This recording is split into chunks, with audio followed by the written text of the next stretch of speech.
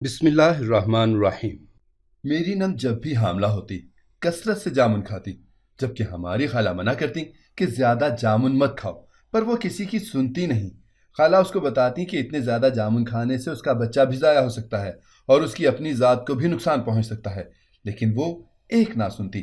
صبح شام جامن کھاتی، اکثر اس کی طبیعت بھی بگڑ جاتی اور وہ الٹیاں کرنے لگتی، لیکن ہماری ایک نہ سنتی، اور ایسا پچھلی بار بھی ہوا تھا۔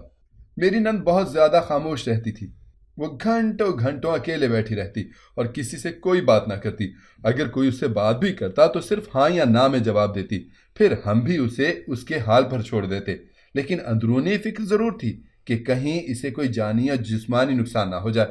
2 بار ڈاکٹر نے بھی ہدایت کی کہ اتنے جامن نہ کھائیں، حمل ضائع ہونے کا خطرہ ہے، پر وہ مانتی ہی نہ تھی، اور پھر کبھی دوبارہ طبیعت خراب ہوئی تو ڈاکٹر کے پاس جانے سے انکار کر دیتی اور کہتی میں ٹھیک ہوں، مجھے کسی ڈاکٹر کی ضرورت نہیں، جبکہ اس کی صحت سوکھ کر کانٹا ہو گئی تھی۔ وہ جو بھی کھاتی تھی اس کے جسم کو لگتا نہیں تھا۔ حاملہ ہونے پر جہاں اس کا جسم بھرنا چاہیے تھا وہیں دن بہ دن کمزور ہوتا جاتا تھا۔ اس کی آنکھوں کے نیچے گہرے سیاہ حلقے پڑنے لگے تھے اور خوبصورت رنگت جگہ جگہ سے سیاہ ہو چکی تھی۔ میں اس کے لیے بہت پریشان تھی، جبکہ وہ مجھ سے ایسے چڑھنے لگی تھی کہ میں کبھی ہمدردی کرتی تو مجھے بری طرح جھڑک دیتی اور کہتی مجھ سے دور رہو۔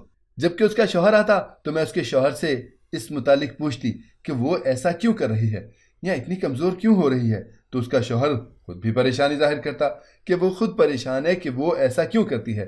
ناچار میں خاموش ہو جاتی، لیکن یہ بات مزید تشویشناک جب ہوتی جب اس کی اولاد ہونے کے دن قریب آتے اور وہ ہاسپٹل جانے سے انکار کر دیتی اور کہتی میں ہاسپٹل نہیں جاؤں گی۔ سب اسے سمجھاتے کہ اس کا جانا ضروری ہے تو وہ رونے لگ جاتی اور کہتی میں نے کہا نا میں نہیں جاؤں گی، میں بچہ نہیں پیدا کروں گی۔ یہ سنتے میں پریشان ہو جاتی، لیکن جب میں اس کے شوہر سے بات کرنے کا کہتی تو وہ چلانے لگتی۔ میں اس کی ان حرکتوں سے عاجز آ چکی تھی اور ڈر بھی چکی تھی۔ مجھے حقیقتاً خوف آنے لگا تھا کہ وہ ایسا کیوں کرتی ہے، اسے کیا حاصل ہوتا ہے بھلا؟ خود کو اپنی اولاد کو جانتے بوجھتے نقصان پہنچانے کے پیچھے مقاصد کیا ہو سکتے تھے اس کے؟ لیکن بات صرف یہاں تک نہیں تھی۔ جب اس کا ڈیلیوری کا وقت قریب آتا تو وہ خوفزدہ ہو جاتی اور اس کا رنگ سرد ہو جاتا، وہ ایسی ہو جاتی جیسے کوئی اسے نگل جائے گا۔ میں اگر پوچھتی تو وہ مجھ پر چلانے لگتی۔ پھر جب وہ ہاسپٹل جاتی تو وہاں بھی روتی، ہاسپٹل میں کسی کو رکنے نہ دیتی۔ اصل قیامت تو تب ٹوٹتی جب وہ اپنی اولاد کو ہی اپنانے سے انکار کر دیتی اور بچہ پیدا کر کے شور مچا دیتی، یہ میرا بچہ نہیں ہے۔ اور جب کوئی سنتا تو رونے چلانے لگتی اور کہتی یہ میرا بچہ نہیں ہے، میں نہیں لوں گی اسے، یہ میرا بچہ نہیں ہے، اور اس بچے کو وہیں ہاسپٹل چھوڑ آتی اور کہتی مردہ پیدا ہوا تھا۔ واپس آنے کے بعد بالکل نارمل ہو جاتی، جیسے کچھ ہوا ہی نہیں۔ نہ ہی اس پر بچہ جانے کا غم ہوتا تھا اور نہ ہی اس کی ممتا تڑپتی، وہ بالکل نارمل ہو جاتی جیسے اسے کوئی فرق نہیں پڑتا، اور ہنستی مسکراتی۔ یہ بات مجھے اندر ہی اندر بہت پریشان کرتی تھی کہ وہ ایسا کیوں کرتی ہے۔ بھلا اپنی ہی اولاد جسے خود جنا ہو، جو اپنے پیٹ کی پیدا کی ہوئی ہو، بے تحاشا درد و تکلیف کی ہو، ماں تو اولاد سے 5 منٹ نظریں نہیں پھیر سکتی اور وہ بچہ ہی چھوڑ دیتی، اور یہ پچھلی 2 بار سے ہو رہا تھا۔ وہ یہی کرتی تھی۔ اب مجھے تجسس ہونے لگا تھا، کیا واقعی وہ اولاد اس کی نہیں ہوتی تھی؟ اگر اسی کی تھی تو وہ اتنے سکون سے کیوں ہوتی تھی؟ اب مجھے یہ راز جاننا تھا اور کسی صورت بھی اس راز سے پردہ اٹھانا تھا کہ وہ ایسا کیوں کرتی ہے۔ مہینوں بعد وہ پھر حاملہ ہوئی اور اس بار بھی اس نے یہی سب کیا۔ وہ کثرت سے جامن کھاتی اور اس بار میں نے یا کسی اور نے اسے کچھ نہ کہا، خاموشی سے سارا معاملہ دیکھنے لگے۔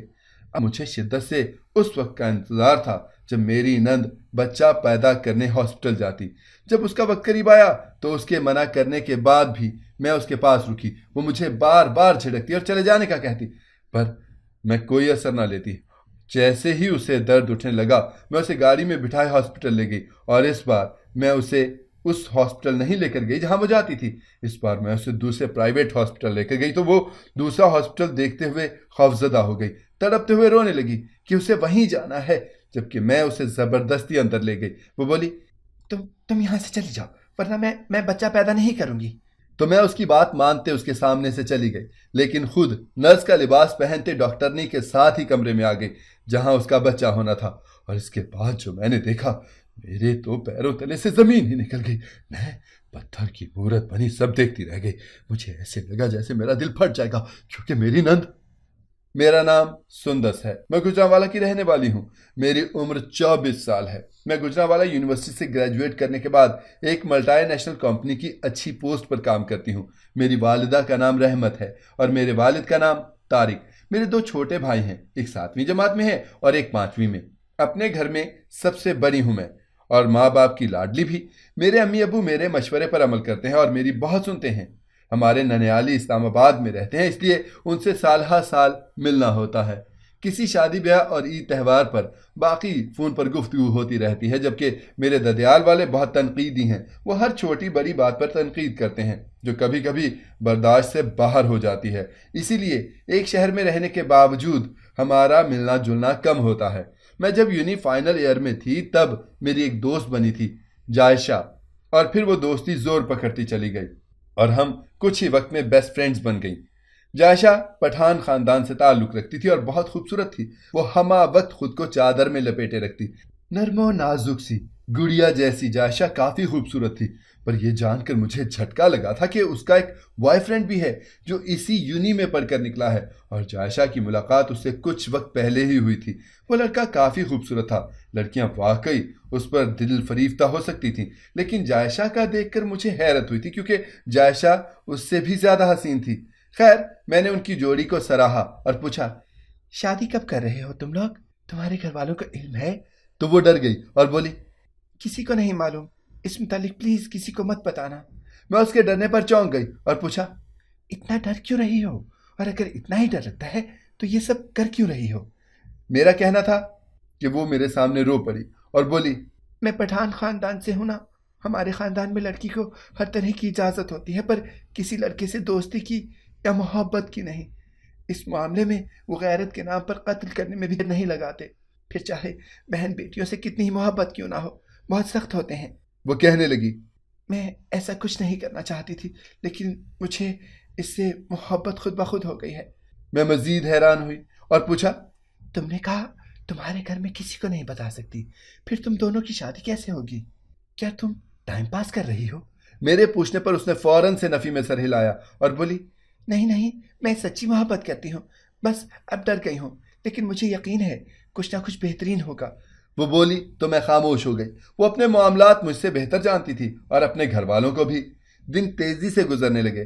ہمارے مڈ ایگزامز ہوئے تو ہم اس کی تیاریوں میں لگ گئے۔ ایک دوسرے کے گھر آنا جانا تو ہمارا پہلے بھی تھا، لیکن وہ اکثر میرے گھر آنے کا جھوٹ بول کر اپنے بوائے فرینڈ سے ملنے چلی جاتی۔ پیپرز کے بعد میرے سارے پرچوں میں نمبر اچھے آئے سوائے میتھس کے۔ میں میتھس میں بہت کمزور تھی۔ میں اداس تھی تو جائشہ نے مجھ سے کہا، میرا بڑا بھائی میتھ بہت اچھی پڑھاتا ہے، میں خود بھی اسی سے پڑھتی ہوں، تو اگر تم چاہو تو میرے بڑے بھائی سے ٹیوشن لے سکتی ہو۔ جبکہ میں حیران تھی کہ اس کا بھائی تو کاروباری انسان تھا، پر مجھے یہ جان کر اور زیادہ حیرت ہوئی کہ اس کا بڑا بھائی باہر ملک سے پڑھ کر آیا تھا۔ میں نے فوراً حامی بھر لی۔ اس سے اچھی کیا بات تھی کہ مجھے میتھس کا ٹیوشن مل جاتا۔ اگلے دن اس نے اپنے بھائی سے پوچھا تو اس کے بھائی بھی رضامند ہو گئے اور میں روز شام کو پڑھنے جانے لگی۔ اس کے بھائی مجھے اور جائشہ کو پڑھاتے، جبکہ میں بہت مشکل سے ان پر سے نظریں ہٹاتی۔ وہ پٹھان تھے اور بے انتہا خوبصورت۔ ان کی آنکھیں نیلے رنگ کی تھیں اور رنگ بھی سرخ و سفید تھا۔ ان کی شخصیت بہت روبدار تھی اور وجاہت سے بھرپور۔ میں دل ہی دل میں ان کی طرف راغب ہو چکی تھی۔ گھر آ کر بھی انہی کو سوچتی رہتی، لیکن یہ بات میں نے جائشہ اور اس کے بھائی پر کبھی ظاہر نہ کی، کیونکہ میں اپنے کردار کو کبھی میلا نہیں کر سکتی تھی۔ میں نے اپنی بات اپنے دل میں دبا کر رکھی اور کسی کو نہ بتائی، جبکہ جائشہ ہر وقت یونی میں اپنے بوائے فرینڈ سے فون پر بات کرتی رہتی۔ پیپر سے ایک ہفتہ پہلے میں نے جائشہ کے گھر پڑھنے جانا چھوڑ دیا اور اپنے باقی پیپر کی تیاری اچھے سے کرنے لگی۔ اس دوران مجھے بار بار جائشہ کے بھائی کا خیال آتا۔ ان کا نام زرغام خان تھا۔ پیپر شروع ہوئے، میں اس میں مگن ہو گئی اور جائشہ نے بھی اپنے بوائے فرینڈ کو وقت دینا کم کر دیا۔ فائنل پیپرز ختم ہو گئے اور ہم سب اپنی جگہ ہو گئے۔ مجھے جائشہ کی بہت یاد آتی، لیکن اس سے زیادہ اس کے بھائی زرغام کی۔ ایک دن اچانک میرے پاس جائشہ کا فون آیا اور وہ بولی کہ تمہارے لیے ایک بہت بڑا سرپرائز ہے۔ میں چونکی اور پوچھا، کیا؟ تو وہ بولی، سرپرائز بتایا نہیں جاتا، بس شام 4 بجے تک تیار رہنا۔ اور کہتے ساتھ ہی فون کاٹ دیا۔ میں حیران ہو گئی کہ بھلا کون سا سرپرائز اور کیوں، اور 4 بجے؟ مجھے بالکل اندازہ نہیں تھا کہ کیا سرپرائز ہے۔ میں سوچنے لگی کہ بھلا جائشہ مجھے کوئی سرپرائز دے سکتی ہے، شاید وہ مجھ سے ملنے آ رہی تھی۔ میں بھی خوش ہو گئی۔ مجھے اسے اپنی جاب کا بھی سرپرائز دینا تھا اور وہ بھی جاب کرنا چاہتی تھی، پر اسے اجازت نہیں تھی۔ میں نے جائشہ کے لیے کھانا بنایا اور باقی تیاریاں کر کے 4 بجے اس کا انتظار کرنے لگی، جب گھر کے آگے 2 گاڑیاں آ کر رکیں، اور یہ دیکھ کر میری تو جان ہی نکل گئی کہ جائشہ کے ساتھ ان کی پوری فیملی آئی ہے اور اس گاڑی سے زرغام بھی نکلا ہے۔ یہ سرپرائز تھا یا صدمہ؟ میں سمجھ نہ سکی، جلدی سے گھر کے اندر آئی۔ مجھے کچھ بھی سمجھ نہیں آ رہا تھا کہ میں کیا کروں۔ میں بہت پریشان ہونے لگی۔ پھر بالآخر میں نے خود کو سمجھایا کہ کچھ نہیں ہوتا، دوست کی فیملی ہے۔ میں نے انہیں اچھے سے ویلکم کیا، زرغام کی طرف ایک بار بھی نہ دیکھا۔ ابو کے ہمراہ ان کی فیملی کے مرد حضرات ڈرائنگ روم میں چلے گئے اور عورتیں لاؤنج میں۔ اصل بجلی تو مجھ پر تب گری جب انہوں نے اپنے بیٹے زرغام کے لیے میرا رشتہ مانگ لیا۔ کافی دیر تک تو میں سن رہ گئی، اور جب ہوش آیا تو خوشی کی انتہا نہ رہی۔ میں جائشہ کے ساتھ کمرے میں گئی تو اس نے مجھے بتایا، زرغام بھائی تمہیں پسند کرتے تھے اور انہوں نے تمہارے لیے امی ابو کو کہا۔ میں ہوا میں اڑنے لگی تھی، یہ جان کر کہ زرغام مجھے پسند کرتے ہیں۔ ہماری طرف سے بھی ہاں ہو گئی اور جلد شادی کی تاریخ رکھی گئی۔ 1 ماہ کے بعد میری دھوم دھام سے زرغام کے ساتھ شادی ہو گئی۔ میں بہت خوش تھی، سب کچھ بہت اچھا ہو رہا تھا۔ شادی کے بعد زرغام نے مجھے بہت عزت اور محبت دی۔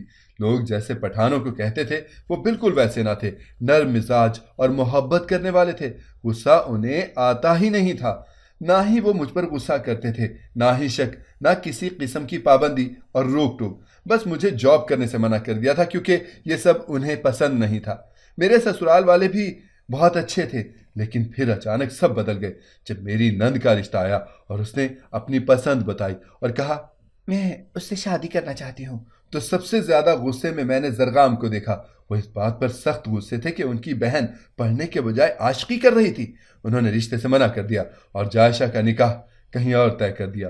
جائشہ بہت روئی۔ میں نے زرغام کو سمجھانے کی کوشش کی تو انہوں نے مجھے جھڑک دیا اور سختی سے ڈانٹ دیا، جبکہ دوسری طرف مجھ سے جائشہ کی حالت نہیں دیکھی جا رہی تھی۔ جائشہ نے مجھ سے مدد مانگنی شروع کی، مجھے پرانی دوستی کی قسمیں دیں۔ جب میں نہ مانی تو اس نے مجھے دھمکی دی اور بولی میں خودکشی کر لوں گی۔ میں مجبور ہو گئی تھی۔ پھر میں نے فیصلہ کیا کہ میں جائشہ کی مدد کروں گی، اور میں نے گھر سے بھاگنے میں جائشہ کی مدد کی، لیکن میں اسے بھگاتے یہ بھول گئی کہ وہ اب دوست کے ساتھ ساتھ میری نند بھی ہے۔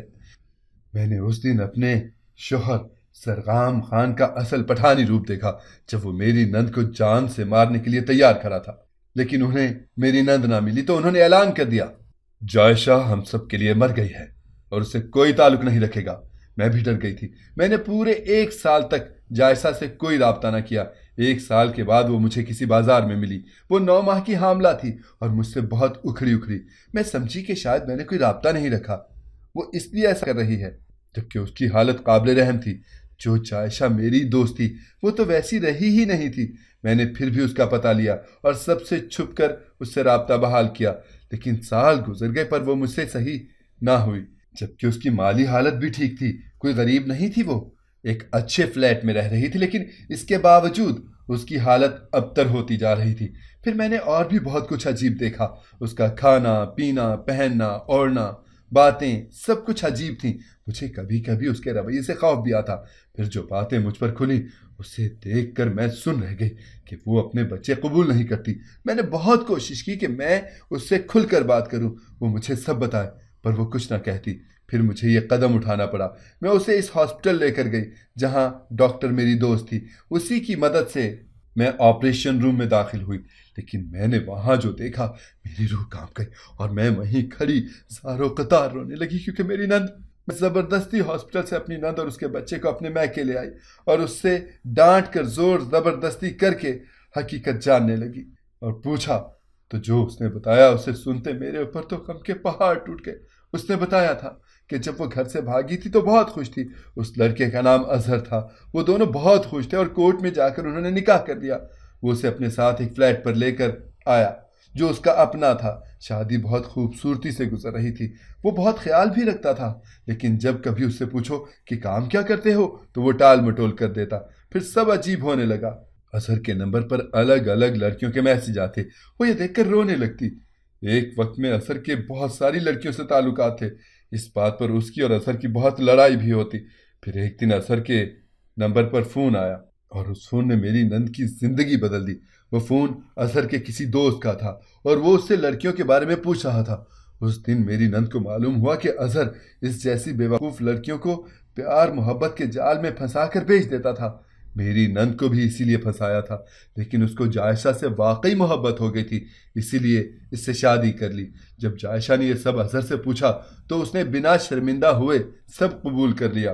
وہاں سے میری نند کی زندگی عذاب ہو گئی۔ پھر وہ کچھ دن کے بعد حاملہ ہوئی تو اظہر بہت خوش ہوا، پر وہ ڈر گئی کہ اگر بیٹی ہوئی تو اس کے ساتھ بھی وہی ہوگا جو اظہر دوسری لڑکیوں کے ساتھ کرتا ہے، اور اظہر جیسے بے ضمیر انسان کا بھروسہ نہیں کہ وہ اپنی ہی اولاد کو۔ اس کی ماسی نے اسے بتایا تھا کہ اس کی بہو کو بیٹا نہیں ہوتا تھا، اس نے جامن کھائے تو بیٹا ہو گیا۔ میری نند بیٹی ہونے کے خوف سے کثرت سے جامن کھاتی، لیکن اس کی پہلی اولاد بیٹی ہوئی تو اس نے وہ بچی ہاسپٹل میں ہی چھوڑ دی۔ وہاں کی ڈاکٹر جائشہ کی دوست تھی، اس نے وہ بچی اپنے بھائی کو دے دی جو بے اولاد تھے، اور جائشہ کے کہنے کو سچ ثابت کر دیا کہ اس کا بیٹا پیدا ہوا تھا، لیکن کسی نے تبدیل کر دیا اور اس کا بیٹا چرا کر لے گئے، اور جو بیٹی چھوڑ کر گئے وہ مر گئی۔ دوسری بار بھی اس کے ساتھ یہی سب ہوا، اور اس بار بھی بیٹی ہوئی۔ میں جائشہ کی باتیں سنتی رونے لگی تھی۔ میں نے اسے پوچھا، تم واپس کیوں نہیں گئی؟ تو اس نے کہا، میرے گھر والے مجھے مار دیتے، وہ کبھی قبول نہیں کرتے۔ وہ مجھ سے بھی اسی وجہ سے خفا تھی کہ میں نے پورے 1 سال اسے پلٹ کر نہ دیکھا کہ وہ کس اذیت میں ہے۔ میں جب ہاسپٹل میں نرس بن کر اس کے کمرے میں گئی تو میں نے دیکھا کہ میری آنکھوں کے سامنے میری نند کی بیٹی پیدا ہوئی، لیکن وہ ڈاکٹر کے آگے ہاتھ جوڑنے لگی، رونے لگی اور منتیں کرنے لگی کہ پلیز میری بیٹی کو بچا لو ورنہ اس کا باپ اسے بھی بیچ دے گا۔ وہ اپنی بیٹی کو بچانے کے لیے منتیں کر رہی تھی۔ وہ اپنی اولاد ہاسپٹل میں چھوڑ کر اسی لیے پرسکون ہوتی تھی کہ اس کی اولاد بھلے اس کے پاس نہ رہے پر اس کے باپ کے سائے سے دور رہے۔ اظہر بہت کوشش کرتا اپنے بیٹے کو ڈھونڈنے کی، پر وہ نہ ملتا۔ وہ اگر ہاسپٹل رکنے آتا تو میری نند شور کرتی اور اس کو یہ بول کر بھیج دیتی کہ آپ کی بیوی کی حالت خراب ہے، جب تک آپ جائیں گے نہیں وہ ہاتھ نہیں لگانے دے گی۔ اظہر جائشہ سے تو محبت کرتا تھا، اس لیے مجبور ہو کر چلا جاتا۔ میری نند اپنی اولاد کے لیے ترستی، لیکن ان کے پاس نہ جاتی کہ کہیں اظہر کو پتہ نہ چل جائے۔ وہ اپنی اولاد کو اظہر کے سائے سے بھی دور رکھنا چاہتی تھی۔ وہ خود بھی اظہر سے دور بھاگ جانا چاہتی تھی، پر اس کے پاس کوئی نہیں تھا جس کے پاس وہ جاتی۔ جو راستہ اس نے چنا تھا وہاں سے تو واپسی ممکن ہی نہیں تھی، کیونکہ اس کے گھر والے اسے کبھی قبول نہ کرتے۔ نہ جانے اس جیسی کتنی لڑکیاں تھیں جو اظہر کے ساتھ بھاگی تھیں، لیکن ان کے ساتھ جائشہ سے بھی زیادہ برا ہوا تھا جو وہ بیچ دی گئی تھیں۔ اگر ایسا نہ بھی ہوتا تو جب لڑکی گھر سے بھاگ جاتی ہے، ماں باپ کی عزت کو خاک میں ملا دیتی ہے، تو یہ کیسے تصور کر سکتی ہے کہ اسے عزت کی زندگی ملے گی؟ اظہر اکیلا تو نہیں تھا، نہ جانے اظہر جتنے اور کتنے تھے جو یہ کام کرتے یا کر رہے ہیں، اور نہ جانے کتنی لڑکیاں ان کا شکار بنتی ہیں اور ماں باپ کو مرنے تک کے لیے رول دیتی ہیں۔ جائشہ ہچکیوں سے رو رہی تھی، جبکہ میرا حال بھی اس سے الگ نہ تھا، کیونکہ میں اس کے جرم میں برابر کی شریک تھی۔ دوستیں ہی تو ہوتی ہیں جو ساتھ دیتی ہیں، آگے بڑھاتی ہیں۔ اگر اس وقت میں اس کا ساتھ نہ دیتی تو اس کی زندگی کچھ اور ہوتی، یہ جانتے ہوئے بھی کہ وہ غلط ہے۔ میں نے اس کا ساتھ دیا تو جس دوستی کے لیے ساتھ دیا وہ دوستی بھی دوستی نہ تھی۔ آج جو اس کی حالت تھی میں اس کی برابر سے اس میں ذمہ دار تھی۔ اگر دوست صحیح رہنمائی کریں تو کوئی بھی لڑکی شاید اس مقام کو نہ پہنچے۔ میں اسے چپ کروا رہی تھی جبکہ اس کے زخم کھلنے پر خود بھی رو رہی تھی۔ اس بات سے انجان کے کمرے کے باہر کھڑا بھی کوئی رو رہا ہے۔ میں جب جائشہ کے لیے پانی لینے کمرے سے نکلی تو کمرے کے باہر ہی زرغام کھڑے تھے۔ انہیں دیکھتے ہی میری سانس رک گئی، مجھے خوف سے پسینے آنے لگے جب وہ مجھے سامنے سے ہٹا کر کمرے میں آ گئے اندر۔ میری نند جو پہلے ہی رو رہی تھی ڈر اور خوف سے رونا بھول کر سہم کر زرغام کو دیکھنے لگی، جبکہ زرغام نے آگے بڑھتے ایک جھٹکے سے اسے سینے سے لگا لیا۔ زرغام اسے گلے لگائے رونے لگے، میں بھی مسکراتے ہوئے رونے لگی۔ اس بات کو بھی 1 سال ہو چکا ہے۔ زرغام کے کہنے پر سب نے جائشہ کو معاف کر دیا، اظہر کو بھی پولیس کے حوالے کر دیا۔ جائشہ کی پہلی 2 بیٹیاں انہی کے پاس ہیں جو ماں باپ بن کر انہیں پال رہے تھے، اور تیسری بیٹی میرے اور زرغام کے پاس ہے۔ جائشہ کی دوسری شادی ہو چکی ہے اور اب وہ اپنے گھر میں خوش ہے۔ میری بہنوں، میرے بھائیوں، دوست وہ نہیں ہوتا جو ہر اچھی بری بات پر ساتھ دے۔ دوست وہ ہوتا ہے جو صحیح راستہ دکھائے، رہنمائی کرے۔ جزاکم اللہ خیرا کثیرا۔ اگر آپ کو ہماری کہانی پسند آئی ہے تو اسے لائک کریں، شیئر کریں اور ہمارے چینل کو سبسکرائب کریں۔ اگلی کہانی تک کے لیے اجازت دیجیے۔ اللہ حافظ۔